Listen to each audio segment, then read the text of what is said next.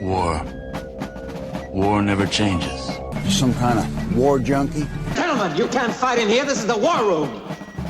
Welcome to the War 102 podcast, where we explore the doctrine, theory, philosophy, and history of warfare. I'm your guide, Paul Darling, and I want to share what I learned in nearly 30 years in uniform. So let's get to learning about the most influential activity in human history, war. Welcome to episode 104, Iran War Case Study. So the ongoing quasi-conflict with Iran is an opportunity to kind of present a case study of how things that I've talked about in the theoretical sense are applied in the real world. And we'll talk about the instruments of national power, dime, diplomatic, information, military, and economic, how the levels of war, grand strategy, policy, strategy, operations, tactics all nest, and then how we take those concepts and apply them through course of action development, selection criteria, and how the different domains that we've discussed would advocate or present opportunities at the strategic and operational level to achieve the strategy, policy, and grand strategy objectives of the higher echelons. So we're going to take the current thing going on with Iran and use that as a case study. So here we go. So we're going to start off with dime, diplomatic, informational, military, and economic. And obviously the seizure of the Straits of Tehran, my Arab-Israeli bias is showing, Straits of Hormuz, is economic primarily. It's stopping the flow of oil. Iran is stopping the flow of oil from Arab countries into primarily China and Asia and Europe.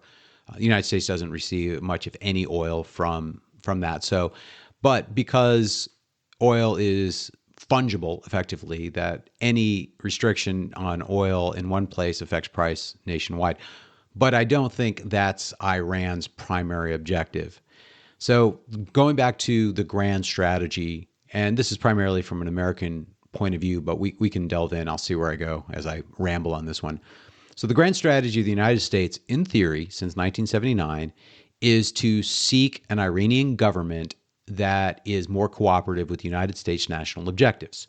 Now, the Iranian Revolution government is antithetical to American interests. They literally pray for the death to America. So accepting that grand strategy is a objective that transcends governments and transcends administrations, we have to assume, despite some evidence that would indicate it's not true, that all presidents since 1979 have shared this objective of having an Iran that is more cooperative with the United States. So then we go look at policy to meet that grand strategy.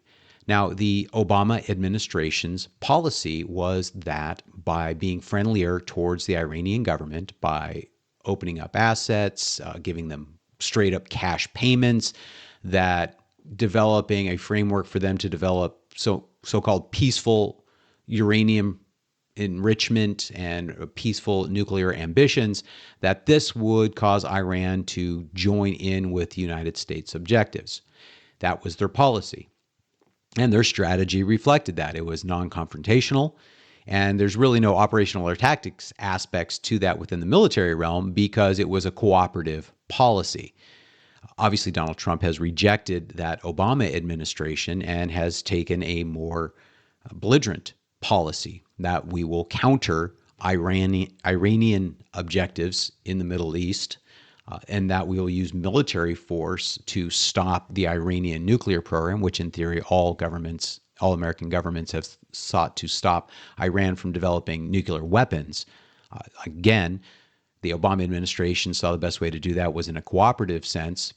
Why they chose that, I can't say. The only other time that policy objective was utilized was to stop North Korea's nuclear weapons ambitions in the 90s, with Madeleine Albright famously going over to North Korea and saying, yes, you can have peaceful nuclear program, but you can't have any weapons. Well, North Korea just developed nuclear weapons anyways. So the one time that policy had been tried with a regime, it failed. Regimes that want nuclear weapons want nuclear weapons. And anything you do to help them get it, they'll take it. So that had been tried before under the Clinton administration. and it failed, but the Obama administration decided to try it again.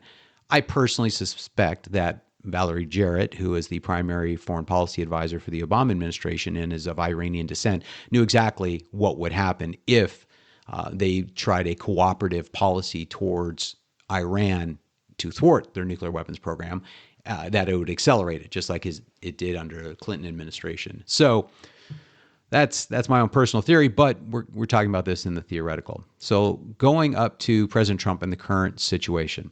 So grand strategy, better cooperation with Iran and not allowing them to have nuclear weapons.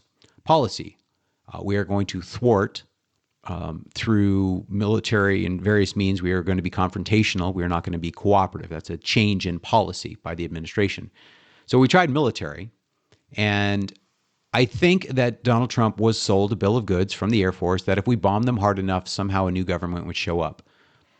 That is an Air Force course of action, and they often brief it, and it rarely works out the way we want it to. And when it does work out, there's a very set of circumstances that exist prior to the bombing that allow it to be successful that were absent in Iran. And in an honest analysis, I think that would have come out. However, the chairman of the Joint Chiefs of Staff, the primary military advisor to President Trump, is obviously Air Force. For whatever reason, we tried bombing, and here we are. It did not work. So when we look at the strategy, you have three primary components. You have the land component commander, who, for ground forces, usually a Marine or Army. You have an air component commander, invariably Air Force. There's no sharing of that, even if the Navy does have a substantial ability to wield air power. And then you have the naval component commander, often called the maritime component commander, depending on whether or not they're going to use, it's a coastal area with Marines possible. So I suspect that in CENTCOM, it's called the maritime component commander. And these three are service specific that advise the central commander, the what's called the GCC, ground component commander, who's a naval officer. So they will develop the three components that would advocate for however we want to do it. And we'll say we want to restrict Iranian shipping, Iranian oil exports. We want to do that. Well, there's a couple different ways to do it. The Air Force would say, well, we can bomb Kharg Island. We can bomb the various terminals. We can destroy things that is essential for the export of oil. And yes, they can. The Navy would advocate for, one, they could do the same thing, but also they have the ability to control the Straits of Tehran and stop shipping from going through using naval assets. And then the land component commander could say, well, we can seize key components. We could seize Kharg Island, and we could place troops there and ensure that nothing goes out of Kharg Island. And Kharg Island is a source of probably 90% of the exports from Iran. All three of these are what would be called a viable course of action, in that it would achieve the objectives that the president states. So in developing the best of these courses of action, and for a course of action to be considered, a course of action, it has to be viable. It has to work. None of those three components are prima facie ineffective in achieving the objective of stopping Iranian oil exports to strangle them economically, to strangle the Iranian regime economically. So then we develop courses of selection criteria. Now, some of the selection criteria is, one, how long would it take to reconstitute the Iranian oil exports if we exercise that course of action? So President Trump obviously has a desire to see oil exports from a friendly Iran start up very quickly, because that would allow the new Iranian regime to be funded, support the people of Iran, get the money flowing again, and that would support a new regime that was friendly to the United States. So it doesn't mean that selection criteria is the only one that is available. It just means I would prefer something that has a quick reconstitution capability. Now, here's where the Air Force's course of action, while effective, would fall behind the other two. A blockade using naval assets on the Hormuz Straits, obviously we could remove the blockade quite quickly, unless you use mines, which we would not do, but Iran did. So that was where we'd get into that selection criteria as we talk about the operational level. But right now we're just talking about the strategic level. The land component commander, if we seize Karg Island and we don't allow the Iranians to use it, well, we could stay there and still export oil. So oil could still flow even if we seized Karg Island. It would just be exported on ships that we chose. So that would give us a lot of control.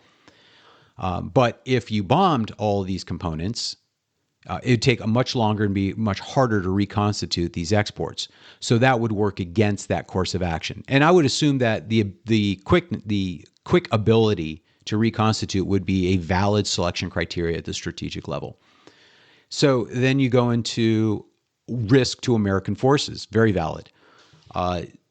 So here, I think all three would have roughly the same risk. I think seizing Karg Island, which is several miles off the coast of Iran, would not actually impose a large risk to American forces that conducted the seizure.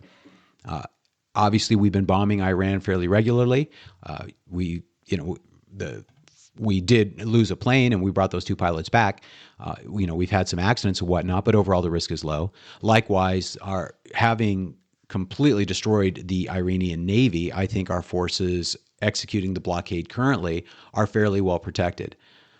I would say probably the highest risk would be the seizure by land of Karg Island. So that criteria, I don't think any of the three various courses of action from the various component commanders would be invalidated by risk to American forces. But I think here the naval and air the naval component and the air component have a stronger argument than the land component. Then you have to look at the political risks involved as far as images. Here, the naval component comes a lot stronger. The idea of boots on the ground on Iranian territory, even if it's just an industrial island, is huge. While we are discussing strategy cannot ignore the importance of maintaining political unity and strength at home. The negative aspects politically of seizing Karg Island, utilizing ground forces, would be a huge detriment to that course of action, despite the fact that it would be relatively safe and highly effective.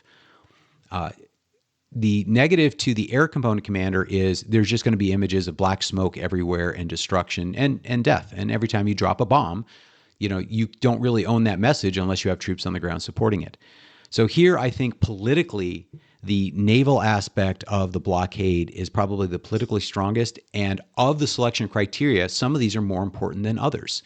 So I would say the political considerations of the image of not bombing, which allows the facade of a ceasefire, no troops on the ground, we're not bombing anyone, we're just stopping ships, is much stronger politically. And let's be very, very clear. If you shut down a strait, that is an act of war. That's not even questioned.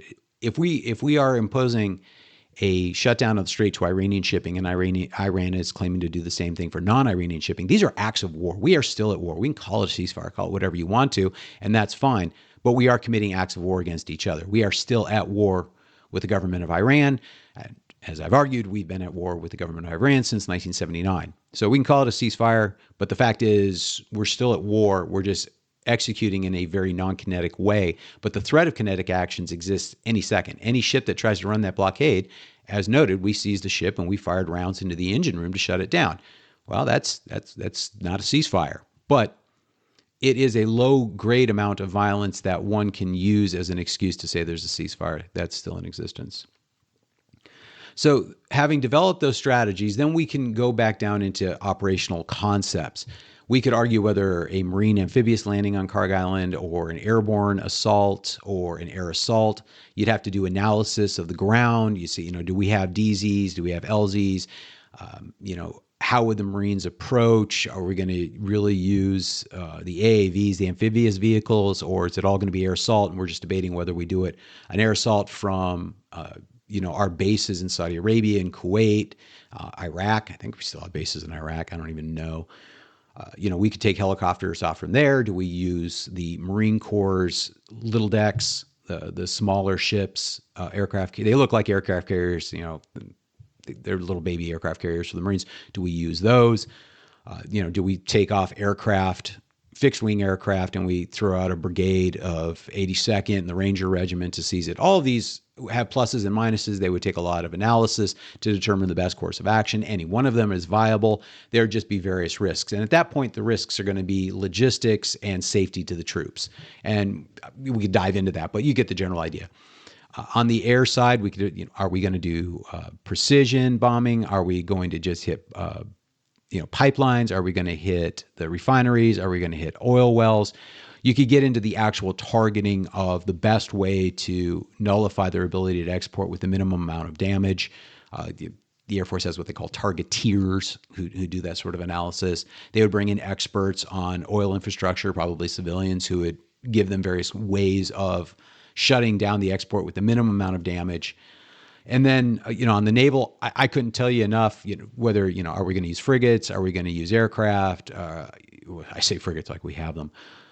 Destroyers, or we use aircraft carriers? Are we going to use Marines? How are we going to execute this naval blockade? And that would be under the control of the Maritime Component Commander, who is the expert in executing these missions. And whatever they are, I don't know. I'm sure they would all be viable, and they would come up with the one that is operationally the best. And then you get into the tactics.